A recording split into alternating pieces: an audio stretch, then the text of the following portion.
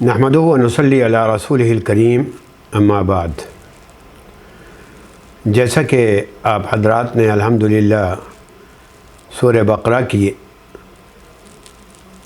Summary اور اس کا خلاصہ سن لیا، اب میں آگے بڑھتا ہوں تاکہ آپ حضرات سورہ آل عمران اور اس کے بعد جتنی صورتیں ہیں اس کی سمری اور اس کا خلاصہ سن لیں اور سمجھ لیں، تاکہ پھر اللہ تبارک و تعالی ہم سب کو توفیق عطا فرمائے کہ ہم اس کی تفسیر اور ترجمانی بھی دیکھیں اور پڑھیں۔ سورہ آل عمران نام ہی ایک شخص کے نام پر ہے۔ عمران نام اس زمانے سے چلا آ رہا ہے، اور آل مانے اولاد۔ تھیم اس سورت کی دعوت اسلامی ہے۔ اس سورت میں محیر العقول دو واقعے پیش آئے ہیں۔ محیر العقول کا مطلب یہ ہے کہ بالکل معجزاتی اور عقل اس کو شاید تسلیم نہ کرے۔ ایک اہم ترین واقعہ حضرت عیسیٰ علیہ السلام کی ولادت کا ہے کہ وہ بغیر مرد کے اللہ تبارک و تعالیٰ نے ان کی پیدائش فرمائی۔ حضرت مریم علیہ السلام کے بطن میں وہ تھے، اور اس کے بعد ان کی پیدائش ہوئی، اور جب لوگوں نے طعن و تشنیع کی تو خود وہ بچہ جو ہے وہ بولا انی عبد اللہ، میں اللہ کا بندہ ہوں۔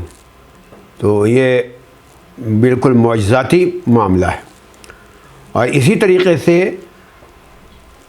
حضرت زکریا کی وائف جو تھیں وہ بانجھ ہو چکی تھیں اور کافی عمر کی تھیں۔ بعض لوگوں نے تو 90 سال اور 80 سال کی عمر تک بتائی ہے۔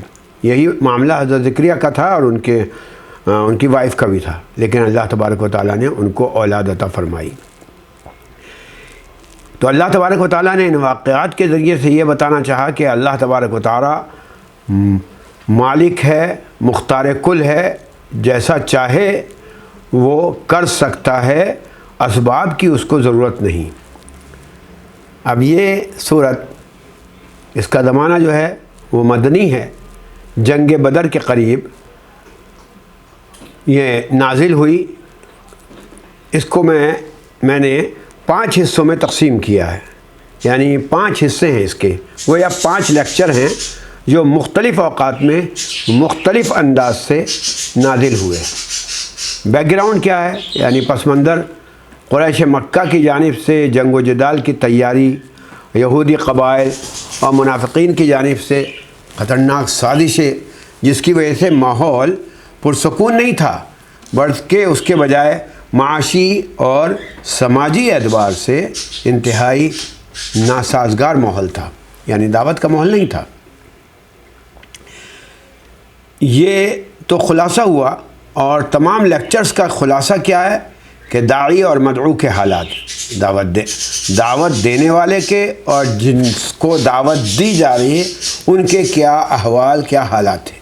مدعو کے حالات جو خود زبان حال سے یہ کہہ رہے تھے کہ صرف اور صرف ایک ہی راستہ نجات اور کامیابی کا ہے، اور وہ کیا ہے؟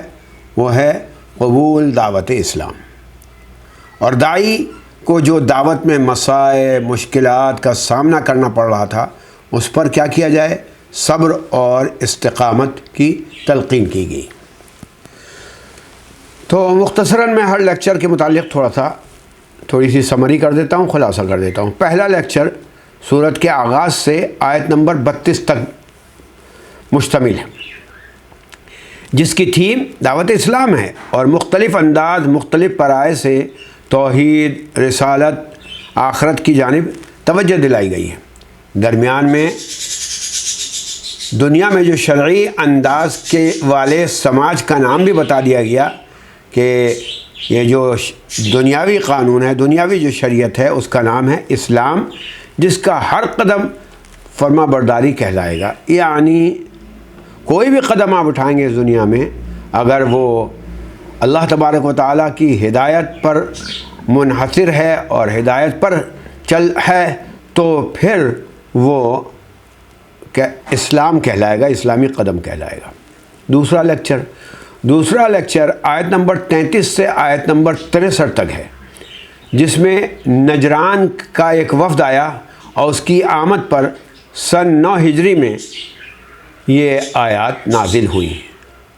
آپ حضرات کو معلوم ہوگا اس سائڈ جو تھے عیسائی حضرات زیادہ تھے۔ اس میں بھی اصل تھیم دعوتی ہے، مگر داعیین یعنی دعوت دینے والے ان کے اپنے عقائد اور نظریات کی روشنی میں اس عظیم دعوت کا رخ اپنایا گیا، یعنی ان کو دلائل کے ساتھ ان کے جو نظریات تھے، ان کی جو آئیڈیالوجیز تھیں، اس کے ذریعے سے سمجھایا گیا کہ اب اپنی نظریات میں تھوڑی سی ترمیم کر کے تم لوگوں کے لیے یہی بہتر ہے اور تم لوگ اس جانب آ جاؤ۔ پھر تیسرا لیکچر ہے، آیت نمبر 64 سے 102 تک ہے۔ اس میں دعوت کی جو تھیم ہے اس کا نہایت ہی ایک انوکھا پہلو اپنایا گیا۔ دعوت کی تھیم کیا تھی؟ یاد رکھیے، یعنی قبول اسلام۔ اس میں پوری انسانیت کو ایک مشترکہ انداز سے دعوت کا نام دیا گیا اور آخر میں داعین کے لیے خیر امت کا لقب دیا گیا اور اس کی خوشخبری دی گئی، یعنی جو دعوت دے رہے ہیں ان کو کہا گیا کنتم خیر امت اخرجت للناس تأمرون بالمعروف وتنہون عن المنکر۔ یہاں مختصر سی بات میں بتا دوں کہ خیر امت، بھلی امت کہا گیا، جس کا مصداق، سب سے اچھا مصداق رسول مقبول صلی اللہ علیہ وسلم کے صحابہ کرام اور تابعین تبع تابعین ہیں۔ ہم اپنے آپ کو خیر امت کہتے ہیں، لیکن عمل وہ والا نہیں کرتے جو خیر امت کا ہونا چاہیے، تو ہمارا لقب جو ہے وہ صرف لفظوں میں رہ جاتا ہے، معنوی اعتبار سے اس کا جو معنی انداز ہے وہ ہم لوگوں نے خود کھو دیا ہے۔